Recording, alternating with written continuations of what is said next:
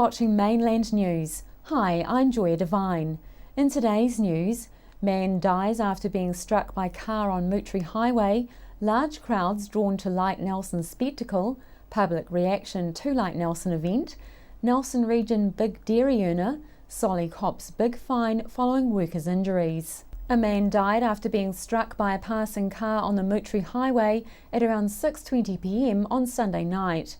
The 40-year-old deceased male's small van was parked at the side of the road and he was on the roadway when he was struck by a passing vehicle and killed. The driver of that vehicle was uninjured and is receiving victim support.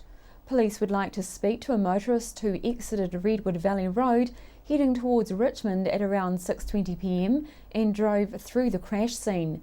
Police believe that person may have been unaware of the accident but possibly saw a vehicle ahead of them come to a sudden stop on the opposite side of the highway.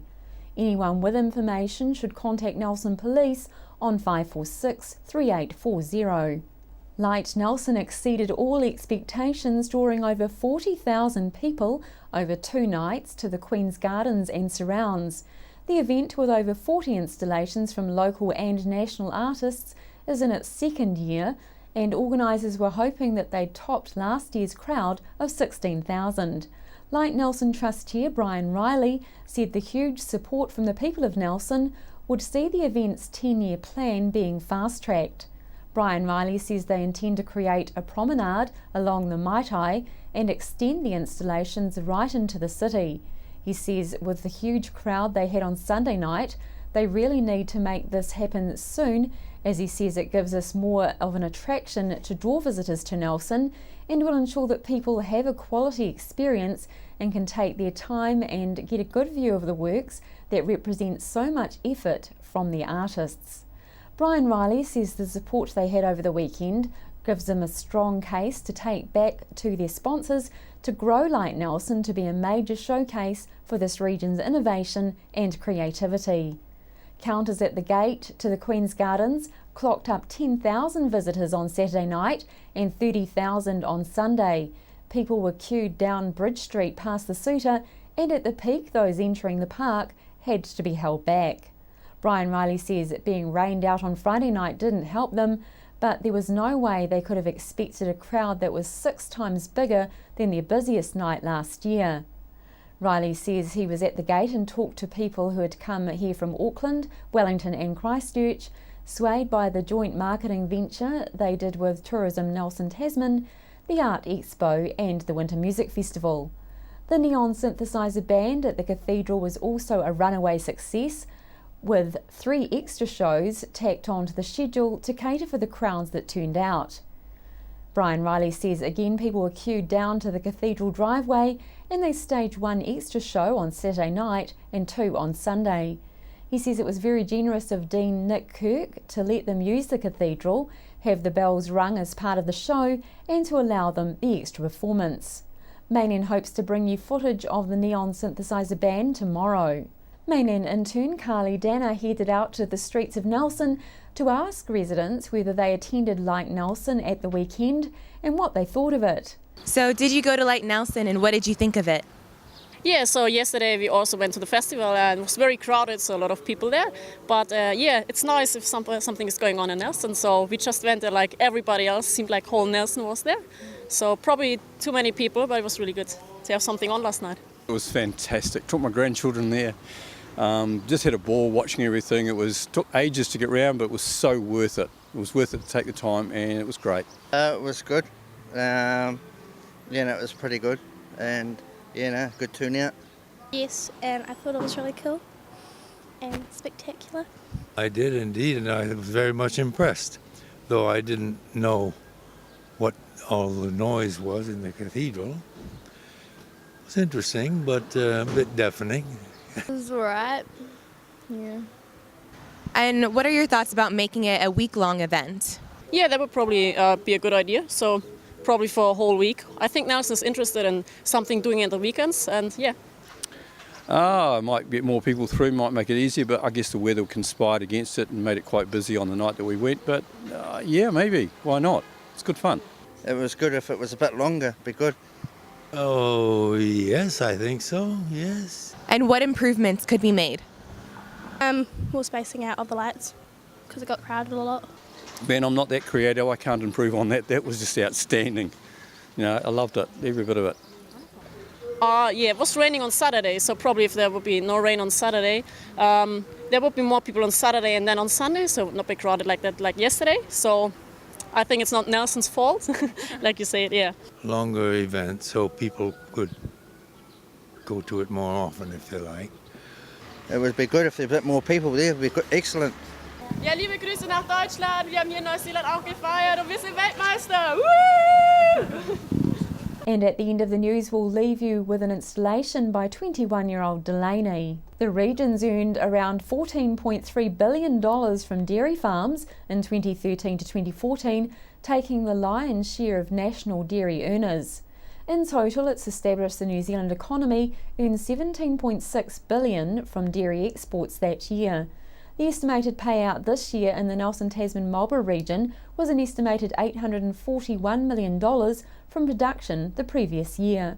The value for the region per cow amounted to $3,599. Meanwhile, the total number of farm business owners is 607 across the Nelson-Tasman-Marlborough district. South Island company Solly's Freight Limited has been fined $52,000 and ordered to pay $15,000 in reparation after one of its workers suffered serious injuries when his arm got caught in a rock crusher machine. William Clark was working as a labourer at a plant run by a company associated to Solly's Freight, Golden Bay Dolomite Limited, in August last year when the incident occurred. He was attempting to clear debris away from one of the conveyor belts on a rock crusher when his glove got caught and his arms were dragged into the drum roller. Mr. Clark suffered cuts, crushing, a dislocated shoulder and a fracture for his upper arm. Solly's Freight pleaded guilty to 2 charges under the Health and Safety Employment Act of failing to take all practicable steps to ensure Mr. Clark's safety at work. The company was sentenced last week in the Nelson District Court. WorkSafe New Zealand's Chief Inspector Keith Stewart says the rock crusher should have had guards in place to prevent access to the dangerous parts of the machine while it was in operation.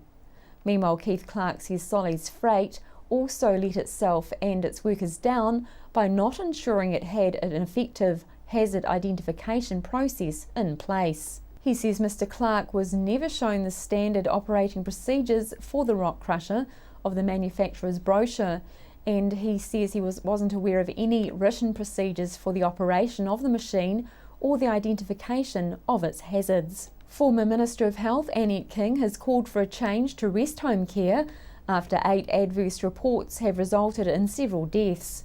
She believes there should be an established aged care commissioner to investigate claims of neglect and elder abuse while developing a comprehensive aged care strategy that values those who work in the sector. In the latest report last week, concerns were raised by a coroner over the death of an elderly woman who died of a heart attack after a fall, and this follows another coroner's report that found an Otaki woman died from being given the wrong medication by a caregiver, a Waikato retirement home's care compared to a concentration camp, and an apology from a Nelson retirement village to the family of a 95-year-old after it was found inadequate care led to her death. The former health minister says events should give us all pause to think about how we're caring for our older people. She says caring for our elderly is as important as caring for our young, and she says there can be no more calls for improvement and that improvements need to be made now. Since starting in 2001, EcoFest has become established as one of the biggest events for environmentally friendly products, services and messages in New Zealand. Winner of the prestigious Green Ribbon Award, EcoFest is a joint initiative of the Nelson City and Tasman District Councils, supported by key sponsors and community organisations.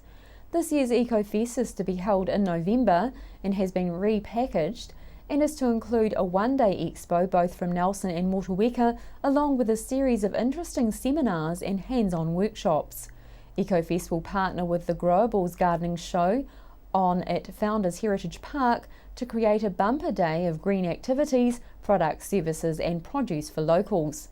The event was previously held at the Trafalgar Centre and is being run this year by an experienced event management company, Nelson Venues, on the Council's behalf, with plans well underway to put on an expo bursting with great ideas on sustainable growing and living. Councillor Brian McGurk says the objective of EcoFest is to create community awareness of cost-effective and environmentally friendly services available in the region.